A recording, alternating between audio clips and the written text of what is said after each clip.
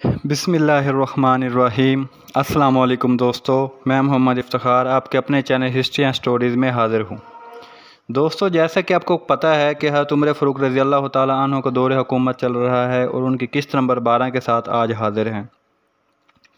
वाक़दी रहमतुल्लाह अलैह कहते हैं कि जिस वक्त शाम होने के करीब हुई तो हज़रत अबू उबैदा बिन जर्राह ने हज़रत सईद बिन ज़ैद को कहला भेजा कि ज़रा होशियारी से काम करना, अपने मुसलमान हमराइयों की एहतियात रखना और तुम्हें बारी ताला जल्ला जलालहू जज़ाए खैर अनायत फरमाए, और इस बात की कोशिश रखना कि रोमियों का कोई आदमी तुम्हारे हाथ से न निकल जाए, और ना उन महसूरीन के लिए मैदान में इतनी वसअत रखना कि कोई इन में से निकल कर चल दे, और फिर आहिस्ता आहिस्ता यके बाद दीगरे इसी तरह चलते रहें, हत्ता कि तुम्हारी वही मिसल हो जाए कि किसी के हाथ में कोई चीज़ आ गई थी और वह उसने ज़ाया कर दी। हज़रत सईद बिन ज़ैद के पास जिस वक्त एलची ये पैगाम लेकर पहुंचा तो आपने मुसलमानों को महसूरीन की हिफाजत करने में ज़्यादा ताकीद कर दी और ये हुक्म दे दिया कि लकड़ी लेने के लिए 100 आदमियों से ज़्यादा ना जाएं, और वो भी मुसलह होकर ज़्यादा दूर भी जाने की ज़रूरत नहीं, कहीं करीब ही से लकड़ी लेकर चले आएँ। चुनांचे उन्होंने ऐसा ही किया। मुहाफिलों ने आग रोशन करके तकबीर और तहलील के नारों के साथ महसूरीन के चारों तरफ घूम घूम कर रात गुजारनी शुरू की।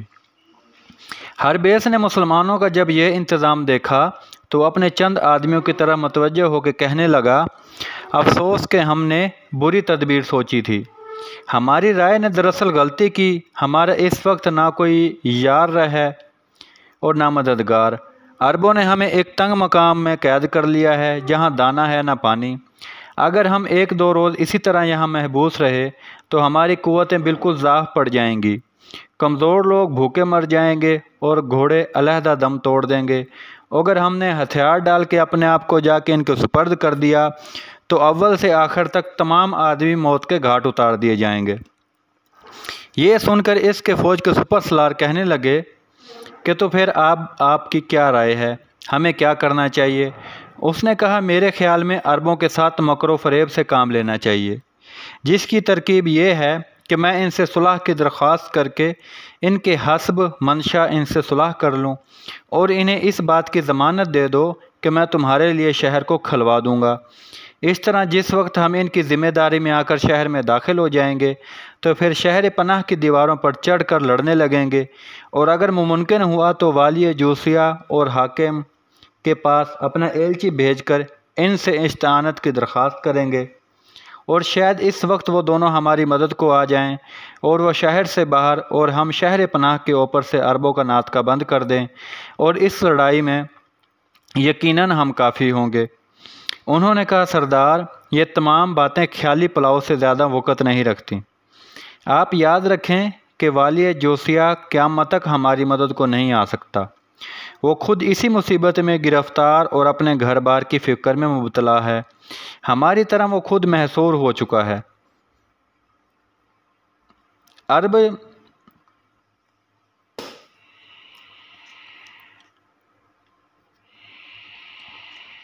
अरब जब तक हमारी तरफ नहीं आए थे, हमने सुना है कि उन्होंने जूसिया वालों से मुसाहलियत कर ली थी। नेज़ न उनमें इतनी ताकत व क़ुव्वत है कि अरबों का मुकाबला कर सकें। रहा हाकिमुल ऐनुल बहर सो तो वो महज मजहबी आदमी है, और वो भी ज़ाहिद खुश्क, जिसके पास फ़ौज है न फ़रा। फिर इस पर तरह यह है कि लड़ाई की जरूरत तक नहीं। ऐनुल बहर वाले तिजारत पेशा लोग हैं जो अपनी तिजारत की वजह से शाम की तमाम हदूद में फैले हुए हैं, जिसकी वजह से गालिब गुबान है कि अरबों के साथ इनकी भी ज़रूर मुसालियत होगी। ऐसी सूरत में तुझे अपनी राय से वो काम करना चाहिए जिसमें अपनी हमारी नेज़ तमाम राय की बहबूद और मुफाद आमा के वो किसी तरह मुखालिफ ना पड़े। हरबेस ये सुनकर अपने सरदारों का मतलब ताड़ गया और चुप रहा। सुबह हुई तो उस घाटी या हिसार की दीवार पर बैठ के बुलंद आवाज़ से कहने लगा, या माशरुल अरब, क्या तुम में कोई ऐसा शख्स मौजूद है जो मेरी बात समझता हो? मैं सरदार हरबेस हूँ, हज़रत सईद बिन ज़ैद के रिसाला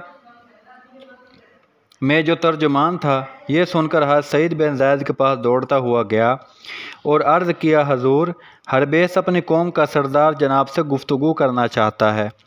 آپ نے فرمایا تم اس کے پاس جا کے دریافت کرو کہ کیا کہنا چاہتا ہے۔ ترجمان نے جا کے دریافت کیا۔ اس نے کہا، میں چاہتا ہوں تمہارے سردار مجھے اپنے تیر اندازوں سے ہی امان دے دیں اور میرے پاس آ کر تھوڑی دیر تشریف رکھیں تاکہ میں ان سے ایک ایسے امر کے متعلق گفتگو کر سکوں کہ فریقین کے اندر بھی امن و امان کا دور عود کر آئے۔ ترجمان نے آپ سے آ کر بیان کیا۔ آپ نے فرمایا وہ کوئی بزرگ نہیں ہے کہ میں اس کی زیارت کے لیے جاؤں۔ اگر اسے کچھ کام ہے تو وہ خود ذلیل بن کے ناک رگڑتا ہوا میرے پاس آئے تاکہ میں اس کی بات سن سکوں۔ ترجمان نے جب حربیس سے آپ کا یہ جواب جا کر بیان کیا تو اس نے کہا کہ میں چونکہ ان کا حریف ہوں، میرے اور ان کے مابین لڑائی ہے، اس لیے میں اس کے پاس کس طرح جا سکتا ہوں؟ مجھے خوف ہے کہ اگر میں ان کے پاس چلا گیا تو وہ مجھے قتل کر دیں گے۔ ترجمان نے کہا، اہل عرب جب کسی سے عہد کر لیتے ہیں تو اسے اپنی طرف سے نہیں توڑتے، اور جب کسی کو امان دے دیتے ہیں تو پھر اسے کچھ نہیں کہتے۔ میں تیرے واسطے بھی امان لے لوں گا۔ اس نے کہا، واقعی؟ میں نے کہا، ان کی یہی اوصاف سنے ہیں، مگر میں چاہتا ہوں کہ میں اپنے واسطے اس کی پہلے توثیق کر لوں اور تجھ سے عہد لے کر ان کی ذمہ داری میں آ جاؤں، اور چونکہ وہ نہایت امین ہیں اور ان کا سردار کبھی بد عہدی نہیں کرتا، اس لیے میں چاہتا ہوں کہ اپنی رعایا اور ساتھیوں کے واسطے بھی امان لے لوں، کیونکہ ان لوگوں اور اس قوم کے ہاتھوں سے ہمارا بہت نقصان ہوا ہے اور ہمارے خون کی ندیاں بہہ گئی ہیں۔ اس لیے میری یہ بھی خواہش ہے کہ میں پہلے کسی آدمی کو بھیج کر اپنے لیے امان لے لوں۔ ترجمان نے کہا، تو اطمینان رکھ، میں سردار سے تیری یہ تمام باتیں کہہ دوں گا۔ ترجمان یہ کہہ کر حضرت زید بن حارث کی خدمت میں حاضر ہوا اور بیان کیا کہ حربیس چاہتا ہے کہ کسی آدمی کو آپ کے پاس بھیج کر پہلے امان لے لے۔ آپ نے فرمایا، جسے اس کی خواہش ہو میرے پاس بھیج دے، اس کے آدمی کو جب تک وہ یہاں سے پھر کر اپنی وج میں نہ جالے اس کے لیے امان ہے۔ کہتے ہیں کہ ترجمان نے جس وقت حربیس سے اس کے ایلچی کے متعلق امان کے لیے کہا تو وہ ایک نہایت ذکی، عاقل اور موزے صاحب کے پاس آیا اور کہنے لگا، ہم پر اس وقت جو مصیبتیں آ رہی ہیں وہ تجھے اچھی طرح معلوم ہیں۔ عربوں نے ہمارے راستہ کو مسدود کر دیا، مسیح علیہ السلام نے بلاد شام کی خرابی کا حکم دے دیا ہے، اس لیے یہ عرب ہم پر برابر فتح پاتے چلے جاتے ہیں اور ہم نہایت سختی اور شدت کی حالت میں ہیں۔ اگر ہم نے اب ان سے امان حاصل نہ کی تو ہم اور ہمارے گھوڑے بھوک کے مارے لقمہ اجل ہو جائیں گے۔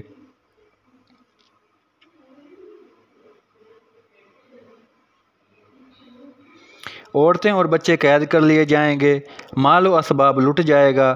ممالک شام کے جتنے حاکم یا صوبے ہیں وہ خود اپنی اپنی مصیبت میں گرفتار ہیں، ہم سے ہماری طرح ہی سے محصور ہے، بادشاہ کو اپنی فکر لگی ہوئی ہے، اس لیے ایسے آڑے وقت میں ہمارا کوئی معاون و مددگار بھی نہیں ہو سکتا۔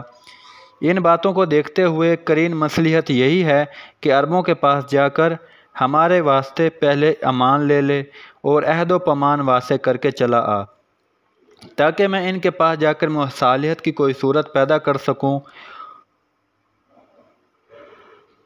اور کچھ مکر و فریب کر کے ان سب کو لے کر شہر میں داخل ہو جاؤں اور پھر وہاں پہنچ کر ان سے دوبارہ لڑ سکوں، یا اگر ممکن ہوا تو کچھ تھوڑا بہت ان سردار کو مال دلا کر تمہارے اور تمہارے شہر والوں کے لیے امان لے لوں۔ بہت ممکن ہے کہ مال کی خواہش اور اس کے لالچ میں آ کے یہاں سے کسی اور طرف چلے جائیں اور ہم سے کسی طرح کا تعارض نہ کریں، پھر بادشاہ اور ان کے مابین جو کچھ ہوگا وہ دیکھا جائے گا۔ یہ سن کر وہ شخص حضرت سعید بن زید کی خدمت میں حاضر ہوا اور کھڑا ہو کے چاہا کہ آپ کو سجدہ کرے، مگر آپ نے اشارتاً فوراً منع کر دیا۔ مسلمان دوڑے اور اس کو اس کام سے باز رہنے کی تاکید کرنے لگے۔ وہ ڈرا اور ترجمان سے کہنے لگا، تم مجھے اپنے سردار کی تعظیم سے کیوں روکتے ہو؟ ترجمان نے حضرت سعید بن زید سے اس کی التجا بیان کی۔ آپ نے فرمایا کہ میں اور یہ دونوں اللہ تعالیٰ جل جلالہ کے بندے ہیں، اور سجدہ اور تعظیم خدائے برحق معبود و قدیم کے سوا کسی کو جائز نہیں ہے۔ یہ سن کر وہ رومی سردار کہنے لگا، اس واسطے تم ہم پر نہیں بلکہ تم دنیا کی تمام قوموں پر فتح حاصل کرتے چلے جاتے ہو۔ آپ نے فرمایا، تم اپنا مطلب بیان کرو، کیسے آئے؟ اس نے کہا، میں اس غرض سے آیا ہوں کہ میں اپنے سردار کے واسطے آپ سے ایک ایسا عہد اور امان لینے آیا ہوں کہ آپ امان دینے کے بعد اس کے ساتھ پھر کسی طرح کی بدعہدی نہ کریں۔ آپ نے فرمایا، اول تو امرا اور سرداران لشکر کے اخلاق اور عادات سے یہ بات بہت زیادہ بعید ہے کہ وہ کسی کو امان دینے کے بعد نقص امن پیدا کریں۔ دوسری، بحمدللہ ہم ان لوگوں میں سے نہیں ہیں جو اپنے مواعید کو بھول جائیں یا عہد و پیمان کو توڑ دیں۔ میں تیرے سردار کو نیز اس کے ساتھی اور اس شخص کو بھی مان دیتا ہوں جو ہتھیار ڈال کے اطاعت کے ساتھ امان چاہتا ہو نکل آئے۔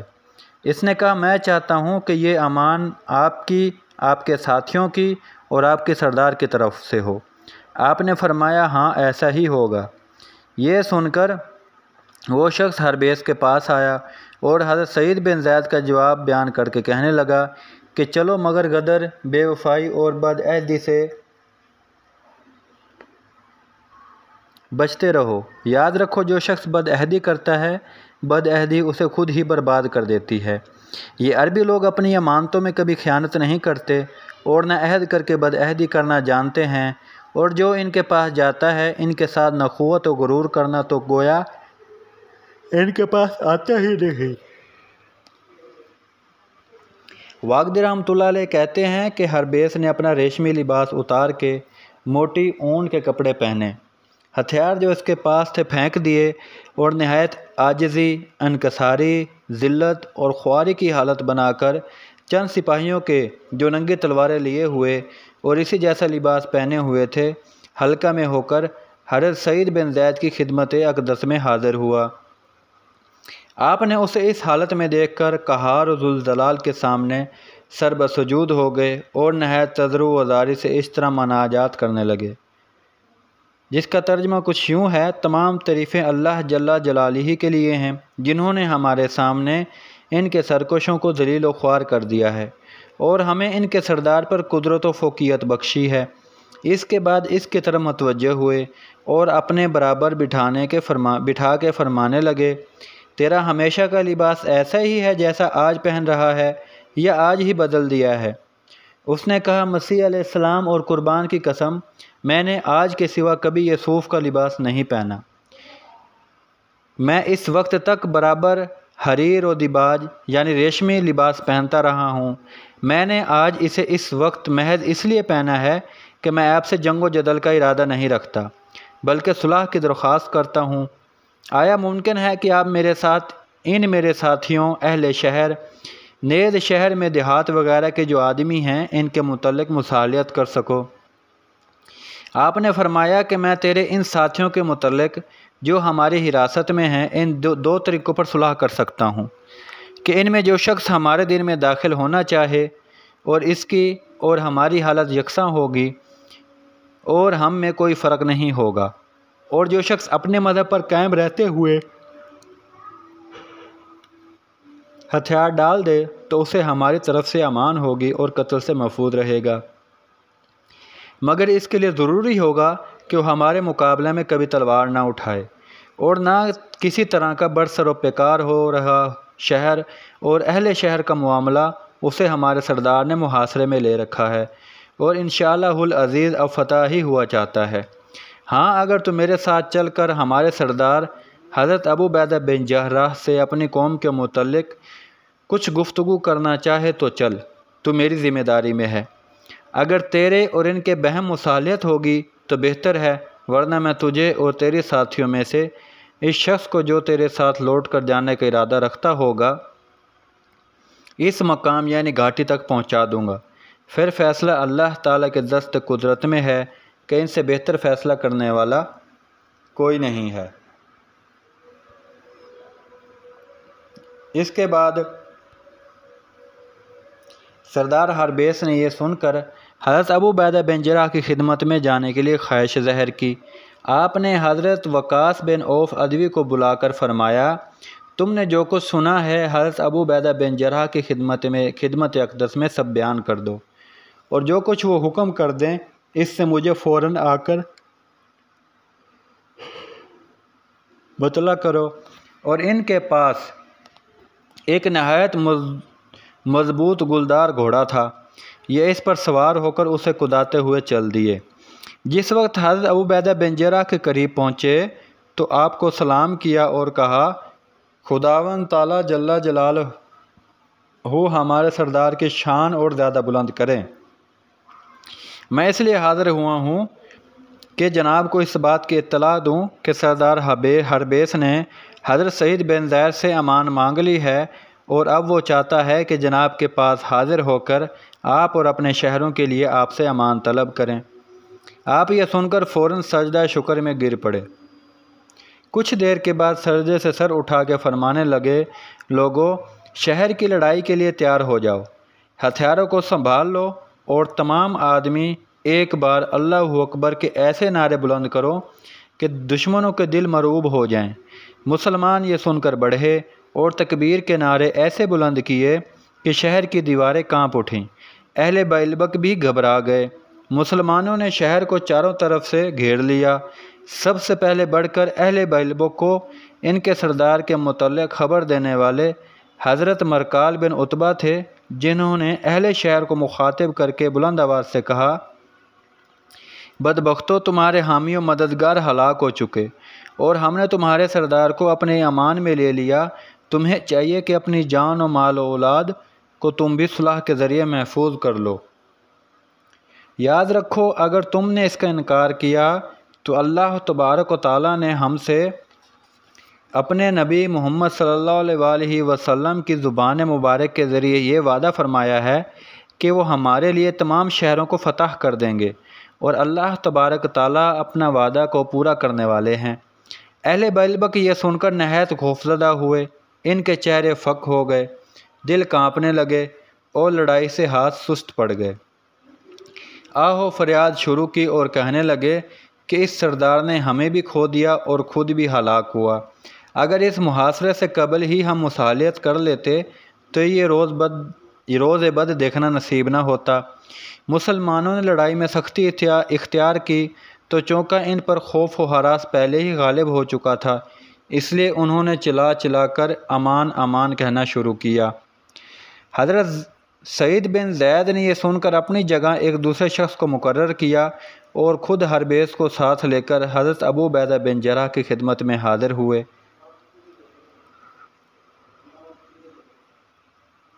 حربیس آپ کے سامنے کھڑا ہوا اور آپ کی مردانگی، آپ کی فوج کی اول العزمی، جہاد، حرب و قتال اور شہر والوں سے مسلمانوں کی شدت سے ضرب دیکھ کر سر کو حرکت دی، تعصب کے ساتھ اپنی انگلیوں کو دانتوں میں دبا دبا کے انہیں کاٹنے لگا۔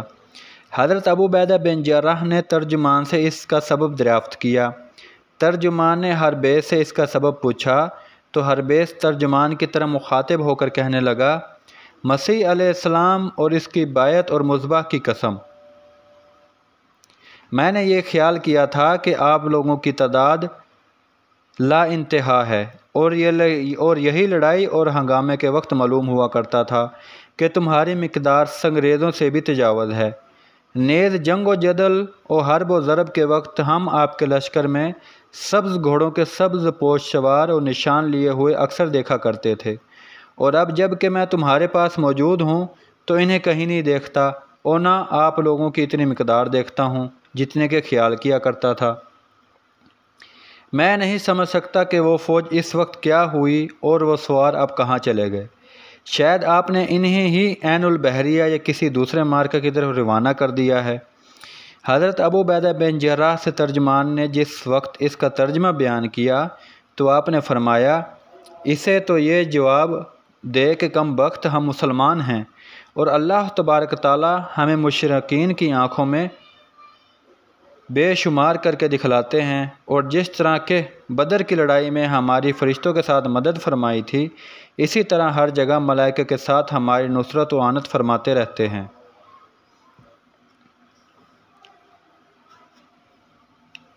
اور یہ کہ اللہ تبارک تعالی ہم پر ایک احسان عظیم اور انعام و اکرام ہے، جس کی وجہ سے باری تعالی جل جلالہ نے تمہارے بڑے بڑے شہروں اور ملکوں کو ہمارے ہاتھ سے فتح کرا دیا، اور اسی کی بدولت تمہارے لشکروں کو شکست اور تمہاری جمعیتوں کو ہم نے متفرق کر کے رکھ دیا، اور یہ اسی کا سبب ہے کہ ہم نے تمہارے بڑے بڑوں کو نیست و نابود کر کے صفائے ہستی سے ان کا نام ہٹا دیا، قلعے فتح کر لیے اور بادشاہوں کو زیر زمین سلا دیا۔ دوستو 12 نمبر قسط کا یہی اینڈ ہوتا ہے۔ انشاءاللہ 13 قسط نمبر کے ساتھ بہت جلد حاضر ہوں گے، تب تک کے لیے اللہ حافظ۔ دوستو ویڈیو ضرور دیکھیے گا، کمنٹ باکس میں کمنٹ ضرور کیجیے گا اور ویڈیو شیئر ضرور کیجیے گا۔ شکریہ۔